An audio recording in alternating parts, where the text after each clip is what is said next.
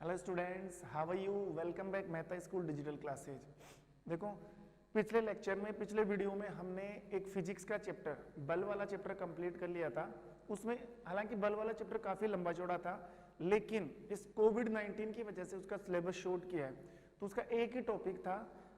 एक तो मैंने बल का जो बेसिक डिटेल था वो बता ही दिया था, और एक था बल के प्रकार हमने पढ़े थे। बल दो प्रकार के होते हैं, संतुलित बल और असंतुलित बल। संतुलित बल और असंतुलित बल, वो टोटल डिटेल हमने पिछले वीडियो में कंप्लीट कर लिया है। आज मैं फिर से एक नया चैप्टर लेके सामने आया हूं, और वो जो नया चैप्टर है वो भी फिजिक्स का ही है। ये फिजिक्स का लास्ट चैप्टर है। देखो, हमारी सिलेबस की अगर मैं बात करूं तो फिजिक्स के 4 चैप्टर थे। एक तो गुरुत्वाकर्षण, वो तो हमने बहुत पहले पढ़ लिया था। नंबर 2 वाला जो हमने पढ़ा गति वाला, एक बल वाला, और एक लास्ट है कार्य एवं ऊर्जा। कार्य एवं ऊर्जा, तो इसका भी सिलेबस तो कंप्लीट नहीं है। मतलब जो बुक में जो पूरी डिटेल है ना, वो नहीं पढ़नी, हमें पढ़नी है अकॉर्डिंग टू सिलेबस ऑफ कोविड-19। कोविड-19 के अकॉर्डिंग जो सिलेबस दिया गया है ना, एक तो कार्य वाला पढ़ना है और एक ऊर्जा पढ़ना है। ठीक है, इसमें शक्ति वगैरह भी थी, वो हटा दिया। तो सबसे पहले हम पढ़ने जा रहे हैं कार्य। चैप्टर नंबर चैप्टर का नाम क्या है? कार्य एवं ऊर्जा। और चैप्टर नंबर 11, चैप्टर नंबर 11 कार्य एवं ऊर्जा, work and energy. Work and energy, कार्य एवं ऊर्जा। ठीक है, तो हमें इसमें 2 चीज पढ़नी है इस चैप्टर के अंदर। एक तो हमें कार्य पढ़ना है और एक हमें पढ़ना है ऊर्जा। तो ऊर्जा की बात बाद में करेंगे। सबसे पहले बात करूं मैं किसकी? कार्य की। सबसे पहले जो बात की जाएगी वो है वर्क, कार्य। अब क्या पढ़ना है? आप सब जानते हो कार्य किसे कहते हैं। पढ़ना क्या है? सबसे पहले तो कार्य की परिभाषा, फिर कार्य का सूत्र, फिर कार्य कौन सी राशि है, फिर कार्य का मात्रक, और फिर फाइनली कार्य का प्रकार। कुल मिला के कार्य के लिए हमें कितने टॉपिक क्लियर करने पड़ेंगे? हमें कार्य के टॉपिक क्लियर करने पड़ेंगे 5। तो सबसे पहले बात की जाए कार्य की डेफिनेशन की। बताओ, कार्य की परिभाषा या कार्य किसे कहते हैं? देखो, काम किसे कहते हैं? अगर मैं बिल्कुल सीधे शब्दों के तौर पर बोलूं, बिल्कुल सीधी लैंग्वेज में इसको मैं जाहिर करूं, तो सीधी सी बात है, किसी भी वस्तु पर बल लगाकर, बिना बल के कार्य नहीं हो सकता। किसी भी वस्तु पर बल लगाकर अगर वस्तु रुकी हुई है तो उसको गतिशील अवस्था में लाना, और अगर कोई वस्तु गतिशील अवस्था में चल रही है तो उसकी दिशा बदल देना, उसकी चाल बदल देना, या उसको विराम अवस्था में ले आना, क्या कहलाता है? कार्य। या सीधे तौर पर मैं कहूं, किसी वस्तु को धक्का मारना या किसी वस्तु को खींचना क्या कहलाता है? कार्य कहलाता है। तो देखो, इसकी 2 डेफिनेशन है। जो फर्स्ट डेफिनेशन है वो तो ये है कि किसी विरामावस्था, किसी विरामावस्था वस्तु को गतिशील अवस्था में लाना, गतिशील अवस्था में लाना, तथा किसी विराम अवस्था वस्तु गतिशील अवस्था में लाना, तथा गतिशील वस्तु को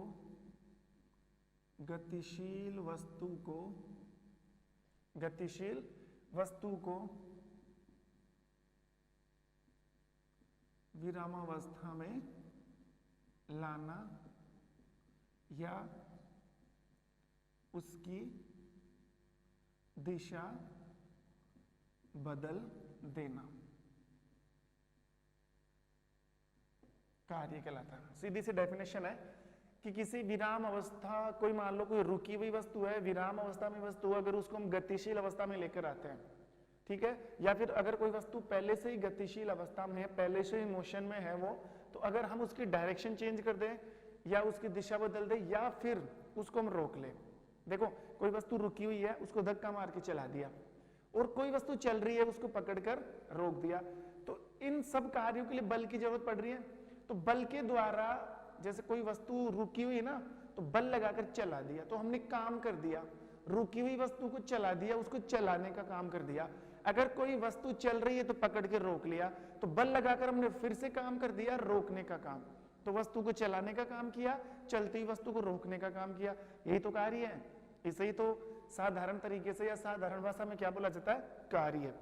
लेकिन अगर मैं एक साइंटिफिक डेफिनेशन दूं, एक विज्ञान की परिभाषा तो मैं बताऊं कि कार्य को कैसे परिभाषित करेंगे, तो कार्य की परिभाषा होती है बल एवं विस्थापन के गुणनफल को कार्य कहा जाता है।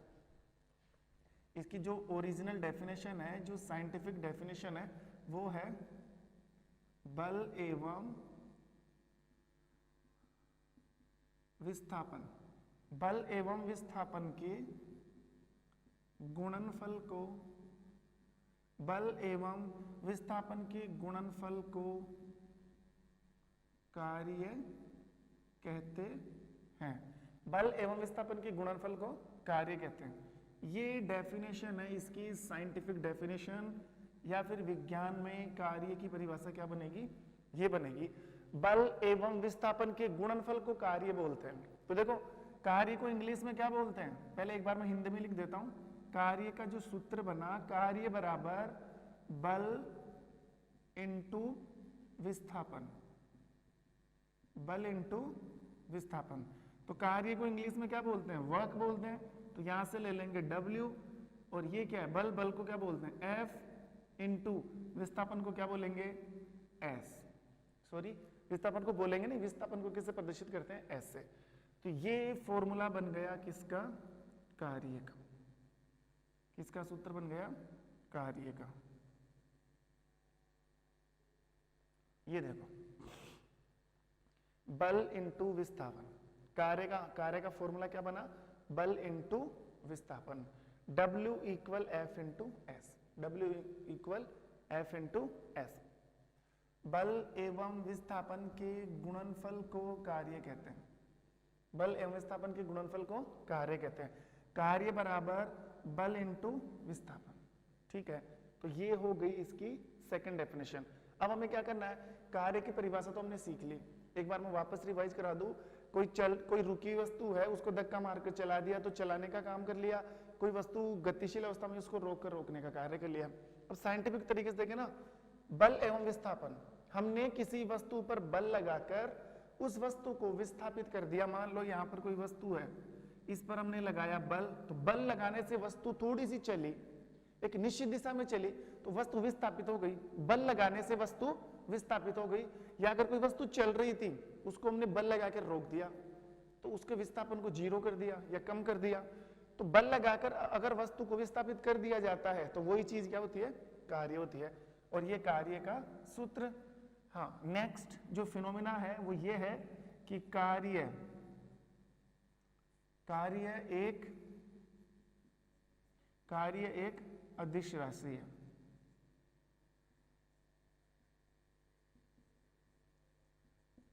कार्य एक अदिश राशि है। अदिश राशि से मतलब ये है कि जो अदिश भौतिक राशि किसे कहते हैं, वे भौतिक राशियां जो केवल परिमाण का निर्धारण करती है, दिशा का निर्धारण नहीं करती है, उन्हें अदिश राशियां कहती है। तो जो काम है, काम से मैं डायरेक्शन से मतलब नहीं है। हाँ, जैसे मैंने कोई काम किया, उसमें दिशा से क्या मतलब है, इतना हो सकता है कि मैंने कितना काम किया, वो चीज जरूर निकाली जा सकती है। कार्य का परिमाण मापा जा सकता है, लेकिन कार्य की दिशा को नहीं बताया जा सकता, ठीक है। इसलिए कार्य जो है वो एक प्रकार की अदिश राशि है। कार्य एक प्रकार की अदिश राशि है। अब हमें निकालना है कार्य का मात्रक। कार्य का मात्रक, कार्य का मात्रक, और मात्रक निकलता है सूत्र से। तो सूत्र क्या है, W बराबर F इंटू S। तो W बराबर F क्या है, F तो बल है, और बल का मात्रक क्या होता है, न्यूटन, इंटू S क्या है, विस्थापन है, और विस्थापन का मात्रक क्या होता है, मीटर होता है, न्यूटन इंटू मीटर। और इसी न्यूटन इंटू मीटर को कंबाइंड रूप से बोला जाता है जूल। क्या बोला जाता है, जूल। तो कार्य का जो मात्रक होता है वो होता है जूल। कार्य का मात्रक जूल, जूल कहते हैं। और इसको डिनोट कैसे किया जाता है, कैपिटल जैसे। कार्य का मात्रक क्या होता है, जूल। तो देखो, हमने कोई भी भौतिक राशि का निर्धारण किया, तो हमने जब उसका मात्रक निकाला था ना, तो उस मात्रक के साथ साथ एक अन्य मात्रक भी निकाला था। जैसे हमने बल का मात्रक निकाला था न्यूटन, तो बल के अन्य मात्रक क्या था, डाइन था, पाउंडल था, और भी कई चीजें होती, जैसे लंबाई का मात्रक क्या होता है, मीटर, और भी इसके मात्रक होते हैं, माइक्रोमीटर, नैनोमीटर, पिकोमीटर, एंगस्ट्रॉम। ऐसे ही सभी भौतिक राशियों के एक से ज्यादा मात्रक हो सकते हैं। तो यहाँ पर कार्य के भी अन्य मात्रक है। तो देखो कार्य के अन्य मात्रक, कार्य के अन्य मात्रक, कार्य के अन्य मात्रक। अब कार्य के अन्य मात्रक क्या है, सुनना ध्यान से। कार्य के अन्य मात्रक क्या है, देखो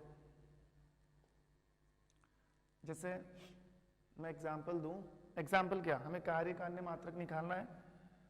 तो एक मात्रक तुमने क्या निकाल लिया, जूल निकाल लिया। एक मात्रक तो क्या निकाल लिया, जूल निकाल लिया। कई बार क्वेश्चन ऐसे भी आता है कि जैसे मान लो कार्य का अन्य मात्रक, मैं आपको बताऊं, कार्य का अन्य मात्रक होता है अर्ग। कार्य का अन्य मात्रक क्या होता है, अर्ग होता है।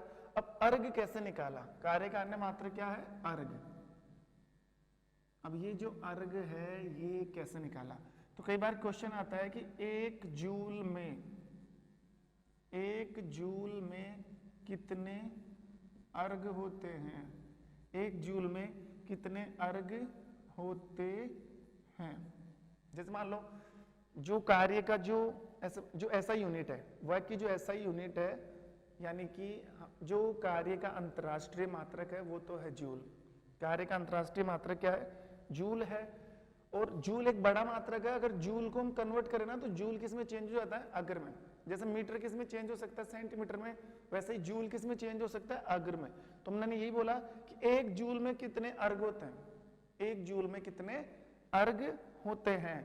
तो उसके लिए पहले हमें एक जूल की डेफिनेशन पढ़नी पड़ेगी। एक जूल, और एक जूल का मतलब है, देखो एक जूल ये रहा, 1 न्यूटन इंटू 1 मीटर।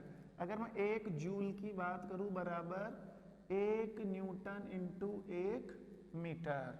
तो एक जूल का मतलब यह है, सुनना ध्यान से, किसी वस्तु को 1 न्यूटन बल देकर 1 मीटर विस्थापित किया जा सकता है। किसी वस्तु को 1 न्यूटन बल देकर 1 मीटर विस्थापन या विस्थापित करने में जो कार्य करना पड़ता है उसे एक जूल कहते हैं। बिल्कुल सीधी सी डेफिनेशन है। अगर किसी वस्तु को 1 न्यूटन बल देकर 1 मीटर विस्थापित किया जाता है, 1 न्यूटन बल देकर 1 मीटर विस्थापित किया जाता है, तो उस वस्तु पर हमने कितना काम कर लिया, 1 जूल। कोई वस्तु है, उस पर 1 न्यूटन बल लगाया और वो 1 मीटर चली, 1 मीटर विस्थापित हो गई, तो हमने उस 1 न्यूटन बल देकर जो 1 मीटर चला दिया ना उसको, तो हमने 1 जूल काम कर लिया, हमने 1 जूल काम कर लिया। इसे 1 जूल कहते हैं। तो मान लो परिभाषा 1 जूल किसे कहते हैं, तो बता देना आराम से। अब हमें क्या करना है, 1 जूल में कितने अर्ग होते हैं। अगर आपको जूल से अर्ग निकालना ना, जूल को अर्ग में चेंज करना जूल को, तो इनको बदलना पड़ेगा। तो देखो जूल बराबर 1 जूल बराबर ये 1 न्यूटन है, तो न्यूटन को आप चेंज करोगे, न्यूटन किस में चेंज होता है, डाइन में। और 1 न्यूटन में कितने डाइन होते हैं, तो हमने पहले पिछले वाले चैप्टर में पढ़ा था, 10 की घात 5 डाइन। 1 न्यूटन में कितने डाइन, 1 न्यूटन में 10 की घात 5 डाइन। तो 10 की घात 5 इंटू ये क्या है, 1 मीटर। तो 1 मीटर को किस में चेंज किया जा सकता है, मीटर को चेंज किया जा सकता है सेंटीमीटर में। किस में चेंज किया सकता है, सेंटीमीटर में। तो 1 मीटर में कितने सेंटीमीटर, 100 सेंटीमीटर। और 100 को लिख सकते हैं ना 10 की घात 2, 10 की घात 2 ऐसे 100 है, सॉरी 1 मीटर में 100 सेंटीमीटर। तो 100 को तो ऐसे भी लिख सकते हैं ना 10 की घात 2, यानी कि 10 इंटू 10, और 10 इंटू 10 क्या हो जाते हैं, 100। तो हम क्या कर रहे हैं, 1 जूल को चेंज कर रहे हैं किसमें, अर्ग में। तो 1 जूल क्या होता है, 1 न्यूटन इंटू 1 मीटर। तो 1 न्यूटन में क्या, 10 की घात 5 डाइन, और 1 मीटर को चेंज किया तो 10 की घात 2 सेंटीमीटर। तो अब हमें यह भी पता है कि जो घात होती है, जो पावर होती है, अगर वो गुणा के अंदर है तो वो जुड़ जाती है। घात गुणा में हो तो क्या हो जाती है, घात जुड़ती है, घात जुड़ती है, बाकी वो मल्टीप्लाई हो जाता है, ठीक है। तो घातें जुड़ेंगी गुणा में, तो 1 जूल के अंदर 10 की घात 7, ये घात जुड़ गई ना, 5 और 2 कितने, घात हमेशा जुड़ती है गुणा में, ये ध्यान रखना। तो 5 और 2 कितने हो गए, 7। तो 1 जूल में 10 की घात 7, 1 जूल में क्या निकाल रहे थे, अर्ग। 1 जूल में 10 की घात 7 क्या होते हैं, अर्घ होते हैं। ये लो, 1 जूल में 10 की घात 7 अर्घ। तो कार्य का मात्रक होता है जूल, कार्य का जो अंतरराष्ट्रीय मात्रक है, ऐसा ही जो यूनिट है वो तो क्या है, जूल है, और कार्य का अन्य मात्रक होता है अर्घ। कितने जूल में कितने अर्घ, 1 जूल में 10 की घात 7 अर्घ। ये लो, ये हमने डिसाइड कर लिया। कार्य का मात्रक, कार्य की परिभाषा, कार्य का सूत्र, कौन सी भौतिक राशि है, कार्य का मात्रक, कार्य का अन्य मात्रक क्या होता है। अब हम पढ़ते हैं कार्य के प्रकार। देखो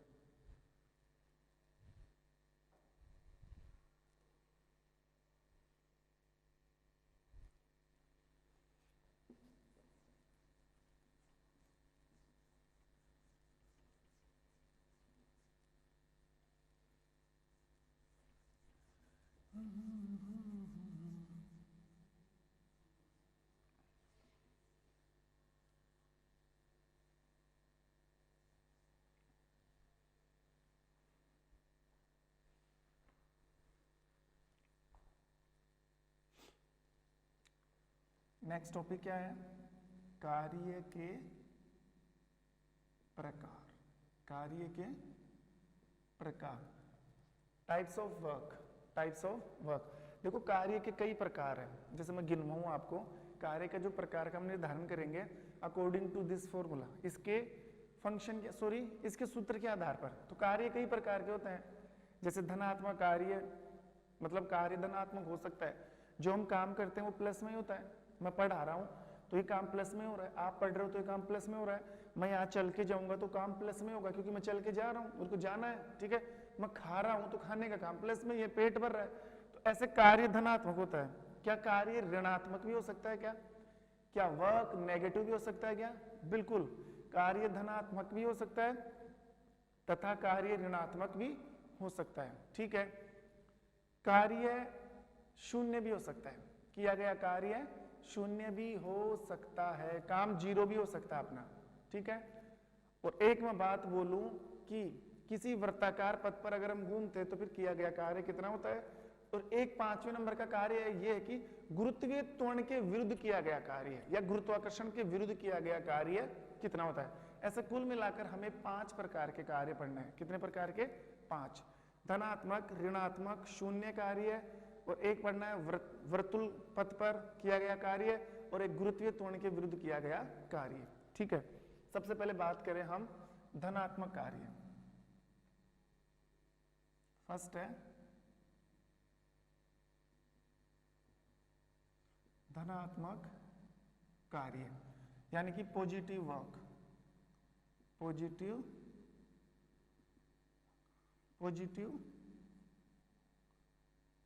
वर्क।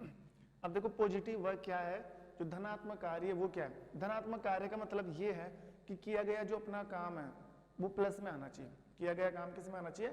प्लस में। कैसे प्लस में आएगा? तो इसको हम डिफाइन करेंगे फॉर्मूले से। अभी हमने कार्य का सूत्र क्या निकाला था? W बराबर F इंटू एस। W बराबर F इंटू एस। तो एक चीज का ध्यान रखना, अगर हम कार्य को बल के घटकों में बांटे, मतलब किसी भी वस्तु पर बल लगाकर हम क्या कर सकते हैं? कार्य। तो बल तो किधर से भी लग सकता है, मतलब बल एक दिशा डिसाइड करता है। तो ये जो कार्य का जो सूत्र है, अगर हम इसको घटकों में बांटे तो कार्य का बल के घटक के आधार पर इसका एक और फॉर्मूला बन जाता है, W बराबर एफ एस कोस थीटा। ये आपको ध्यान रखना है, W बराबर एफ एस कोस थीटा। यहां पर जो कोस थीटा आ रहा है ना, ये कोस थीटा इसलिए आ रहा है कि बल कौन सी दिशा में लग रहा है और विस्थापन कहां पर हो रहा है। बल और विस्थापन के बीच में कितने डिग्री का कोण बन रहा है, कि बल कौन सी दिशा में लग रहा है, ठीक है, और विस्थापन कौन सी दिशा में हो रहा है। तो उनके बीच में जो कोण बन रहा है ना, उस कोण का मान डालकर हम किए गए कार्य का मान निकाल सकते हैं, यानी कि बल को घटकों में डिसाइड कर सकते हैं। तो हमें यहाँ पर कोस थीटा का यूज करना है, कोस थीटा का यूज करना है। जैसे मैं एक एग्जाम्पल लूं, धनात्मक कार्य सिद्ध करूं, एग्जाम्पल के तौर पर मैं एक डायग्राम बनाऊं ऐसे कि मान लो ये कोई वस्तु है, ये कोई वस्तु है। अब इस वस्तु पर इस दिशा में क्या लगाया जा रहा है? बल लगाया जा रहा है। इस वस्तु पर इस दिशा में क्या लगाया जा रहा है, बल। तो जब बल इधर लग रहा है तो वस्तु भी इधर ही जाएगी। वस्तु पर बल ऐसे लग रहा है, जैसे मार्कर है, इस पर मैं बल लगाऊं ऐसे तो मार्कर इधर ही जा रहा है आगे। जिस दिशा में बल लग रहा है उसी दिशा में क्या हो रहा है, विस्थापन हो रहा है। तो बल भी इस दिशा में, विस्थापन भी इस दिशा में, एस भी इधर। कहने का मतलब ये कि बल भी इसी दिशा में, ये क्या हो गया, एफ। विस्थापन भी इसी दिशा में, ये क्या हो गया, एस। तो आप जानते हो अच्छी तरीके से, आप मैथमेटिक्स में पढ़ते हो कि दो समानांतर रेखाओं के बीच में, दो समानांतर रेखाओं के बीच में दो लाइनें निकल रही ना, उनके बीच में किसी भी प्रकार का कोण या एंगल नहीं होता है। दो समानांतर रेखाओं के बीच में जो थीटा की वैल्यू आती है 0, मतलब दो सीधी रेखा निकल रही है, मेरे हाथों के बीच में किसी भी प्रकार का एंगल नहीं है, बिल्कुल सीधी रेखा है ना, उनके बीच में कोई कोण नहीं बनता। तो थीटा का मान हमें क्या मानना है, 0। तो यहाँ पर थीटा का मान डाल दो। तो देखो इस चीज को फॉर्मूले पर अप्लाई करो आप। फॉर्मूला क्या है, W बराबर एफ एस कोस थीटा। तो थीटा का मान कितना ले लिया, 0। 0 का मतलब है क्योंकि समानांतर रेखाएं हैं, जिस दिशा में बल लग रहा है उसी दिशा में वस्तु स्थापित हो रही है, तो कोई कोण नहीं बन रहा। तो थीटा का मान कितना आया, 0, मतलब कोस 0। फॉर्मूला क्या हो गया, W बराबर एफ एस कोस 0। और कोस 0 का मान कितना होता है, सॉरी 0 है, कोस 0 का मान होता है 1। कोस 0 का मान 1 होता है, तो यहाँ पे हम डालेंगे तो कोस 0 तो 1 हो जाएगा। तो फॉर्मूला क्या बन जाएगा, W बराबर एफ एस। फॉर्मूला क्या हो गया, W बराबर एफ एस। और W बराबर एफ एस का जो मान है वो मान एक धनात्मक मान है कि हमने, अब वो धनात्मक मान आप कैसे निकाल सकते हो कि आपने उस वस्तु पर कितना कार्य किया, वो आप चेक कर सकते हो कि हमने कितना बल लगाया और वस्तु कितनी दूरी तक विस्थापित हुई, दोनों को गुणा कर लो, जो मान आएगा वो किया गया कार्य आ जाएगा, लेकिन वो प्लस में आ जाएगा। जैसे मान लो यहां से मैं कहूं आपने 5 न्यूटन बल लगाया, एफ का मान 5 और वस्तु 10 मीटर विस्थापित हो गई। कितने मीटर, 10 मीटर। तो 10 × 5 50, और कार्य का मात्रक क्या होता है, जूल। मतलब हमने वस्तु पर 50 जूल कार्य किया है। कहने का मतलब ये है कि वस्तु को 10 मीटर तक विस्थापित करने के लिए हमने 5 न्यूटन बल लगाया, तो हमने इस कार्य को पूरा करने के लिए 50 जूल काम किया। तो W का मान कितना आया, 50 जूल, लेकिन प्लस में आया, माइनस में थोड़ी है। तो ये कौन सा काम हो गया, धनात्मक काम। कौन सा काम, धनात्मक। देखो अब आगे,